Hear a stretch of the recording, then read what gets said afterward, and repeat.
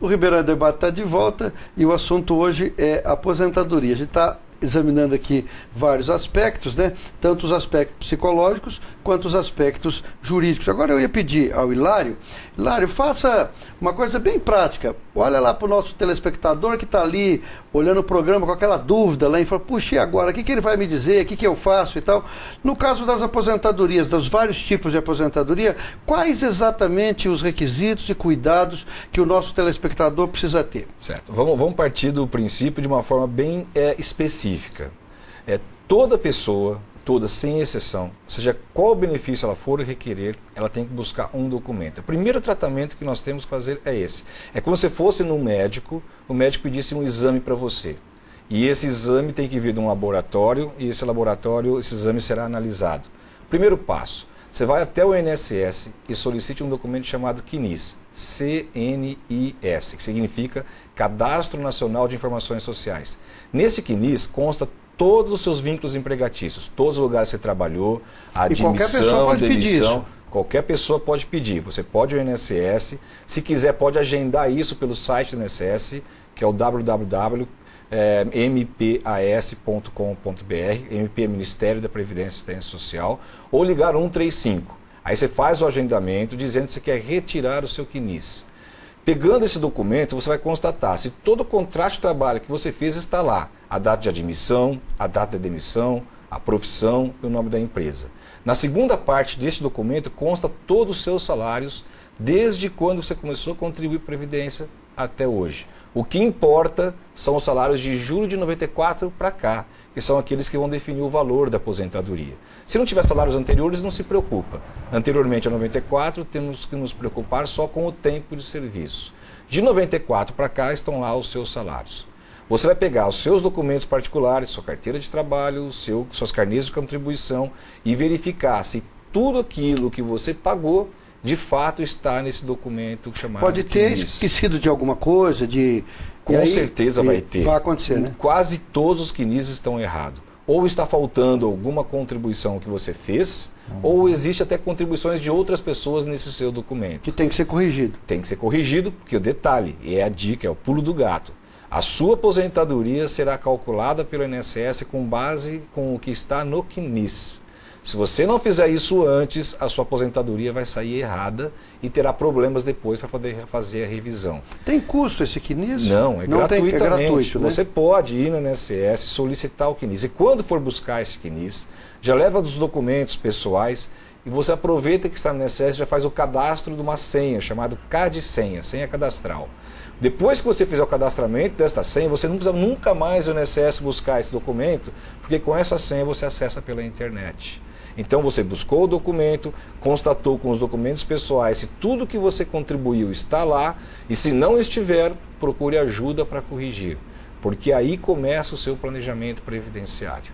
Aí existem empresas especializadas neste planejamento, no qual ela vai te dizer se o que está lá está correto, se você precisa corrigir e quais são os caminhos para ser corrigidos. E não deixe para a última hora, porque, por exemplo, uma empresa que eventualmente não prestou as informações sociais para o Estado, não estará lá essa informação. Você terá que buscar informações na empresa, e às vezes ela pode não existir mais, tem que buscar o livro de registro de empregado, às vezes buscar uma certidão das contribuições do Fundo de Garantia para corrigir este CNIS. A partir desse momento dessas correções, aí você começa a segunda fase do seu planejamento. Como se aquilo fosse uma certidão de nascimento mesmo, uma né? certidão de nascimento para a Previdência. Todo o seu prontuário vai estar ali. Exatamente, ali é a sua vida.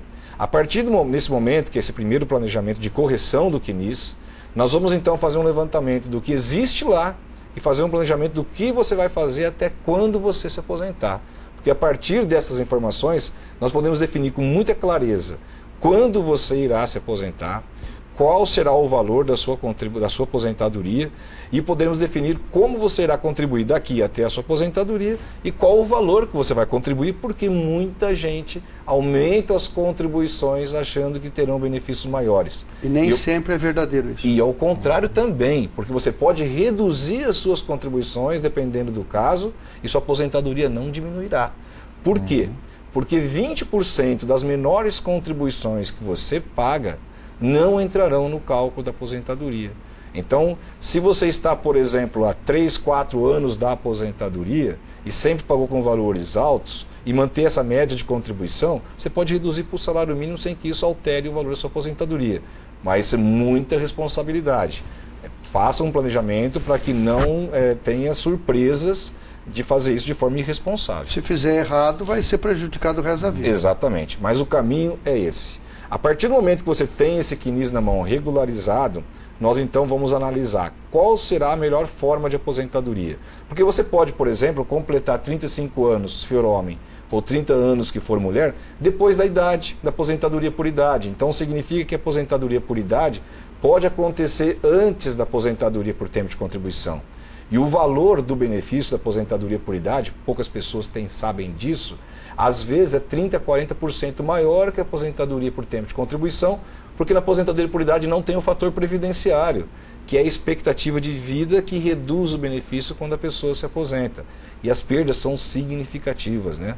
Nunca a aposentadoria passou a ter uma redução do valor quando a expectativa de vida passou a ser referência da diminuição do benefício. E o fator previdenciário, não fiquem atentos a essas promessas de que o fator deixará de existir. Muitas empresas estão propondo revisões de aposentadoria, revisões de cálculo e antecipando aposentadorias, pensando que o fator não irá ser aplicado. É muito mais fácil acabar com a aposentadoria por tempo de contribuição do que tirar o fator previdenciário. Nós estamos com um problema de caixa. Nós não estamos no momento em que a aposentadoria irá aumentar. Nós estamos no problema em que as aposentadorias irão diminuir. Até porque, como foi dito aqui repetidamente, nós temos muito menos pessoas contribuindo para o sistema. E quem vai pagar essa conta no final de 2, 10, 15, 20 anos? Serão justamente redução de benefícios e aumento de contribuições. Então as pessoas têm que estar muito atentas para esse planejamento e saber quando essa aposentadoria vai ser viável. No caso da pessoa vai se aposentar ela trabalhou X anos e ela tem que ter tal idade. Muitas vezes a idade e o tempo de contribuição estão juntos, não é isso? Quando que está junto, quando não está? Olha, quando você faz um cálculo, por exemplo, a mulher se aposenta com 60 anos de idade e ela vai completar 30 anos de contribuição junto com a aposentadoria por idade. O que ela faz?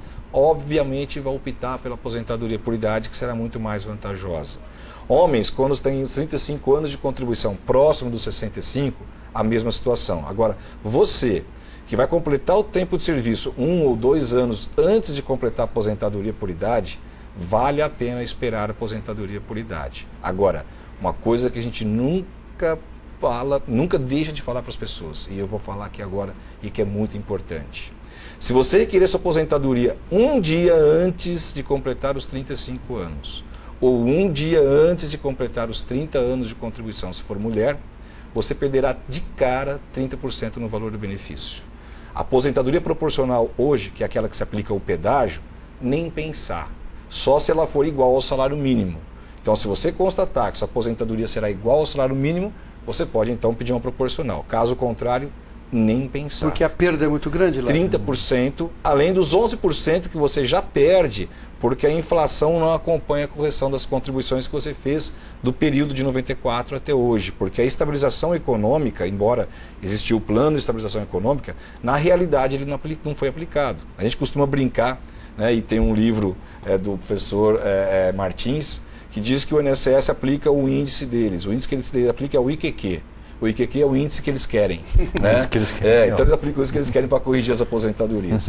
Então é muito importante que as pessoas prestem atenção nisso. E detalhe, segundo, e acho que é o mais importante de todos, as pessoas pensam que por retardarem a aposentadoria, elas terão um ano, por exemplo, um ano depois terão um ano a mais de idade, terá uma expectativa de vida menor e terão contribuído um ano a mais na aposentadoria e por isso a aposentadoria será maior. De fato, será maior. Mas desde 1999, quando a lei mudou até hoje, nunca superou mais do que 3%. Eu vou fazer um cálculo para vocês aqui que é simples. Mas não vou jogar 3 não, eu vou ser pessimista, vou jogar 5%. Né? Então, se sou otimista, vou jogar 5%. Se você esperar um ano para se aposentar e sua aposentadoria aumentar 5%, eu disse que é sempre 3%. Nunca foi maior do que 3%. Sua aposentadoria passará, por exemplo, de 1.000, que seria hoje, para daqui a um ano para 1.050. tem um aumento de fato. Mas você ficou 1 ano sem receber aposentadoria, ou seja, 12 meses mais o 13º, se a aposentadoria era de R$1.000, você deixou de receber 13 mil, para aumentar 5%, ou seja, R$50. Aí você joga, de 1.000 você passou para 1.050 depois de 1 ano, você deixou de receber 13 mil. Se dividir esses 13 mil que você deixou de receber pelos R$50 que aumentou sua aposentadoria, você demorará 21 anos e 8 meses para recuperar o que você deixou de receber. Às vezes não compensa, né? Sem computar ainda o que está pagando durante este 1 ano. Né? Então, quer dizer, o planejamento, se você aposenta antes, você perde, um dia antes perde 30%. Se você retarda 1 ano, você pode não viver para recuperar o prejuízo. Então, a melhor coisa, primeiro, saiba quando irá se aposentar e faça um planejamento responsável da sua aposentadoria. Eu queria que o Alex falasse, Alex, um outro assunto que a gente tem muito, viu, Hilário?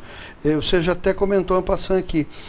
Pessoas que se machucam, por exemplo, no trabalho, ficam doentes, vão lá para o INSS, acabam recebendo lá um benefício, de repente esse benefício é cortado por alguma razão, ou porque a perícia entendeu que não era caso. Então, do ponto de vista jurídico, a gente sabe que tem uns caminhos, que são caminhos relativamente demorados, mas eu fico preocupado com a questão psicológica. Como é que é a vida dessa pessoa e da família dela quando ocorre uma situação desse tipo? É fato que o INSS se tornou mais criterioso para conceder os benefícios. Então, essa questão do afastamento, o retorno do indivíduo ao trabalho, é uma responsabilidade da organização. Primeiro passo, Gandini, a organização tem que estar pronta para isso. A organização quer dizer qualquer tipo de empresa, qualquer tipo ou serviço público, qualquer uma autarquia, um órgão público, qualquer disso. As instituições têm que estar prontas para trazer esse cara de volta, né? Primeiro ponto ali. Segundo, também é essa questão à medida que ele ficou afastado, que ele está voltando, muitas vezes ele não vai poder retornar à atividade que ele desempenhava, dependendo da natureza do acidente que ele sofreu. Ou seja, eu vou ter que precisar fazer um reposicionamento desse indivíduo. Aí entra todas as questões ergonômicas, entra toda a questão de bem-estar desse indivíduo no ambiente de trabalho. Então, do ponto de vista psicológico, acho que é importante que a empresa dê um amparo nesse processo, que ela tenha aí, empresas de maior porte, elas têm áreas destinadas à reintegração de profissionais que foram afastados. Quer dizer, aquilo que a gente falou aqui, que é preciso que as empresas comecem a ter a chamada responsabilidade social da empresa, né? Ela tem que ver o seu colaborador, seja empresa pública ou privada, ver o seu colaborador como um colaborador mesmo, alguém que faz parte do ativo da empresa, né? Talvez nada seja mais importante na empresa do que as pessoas, né? Exato. E essa questão vem sendo discutida até pelas leis de cota, de portadores de deficiência, toda essa situação mostra o seguinte, a empresa ela deve ter uma postura mais inclusiva.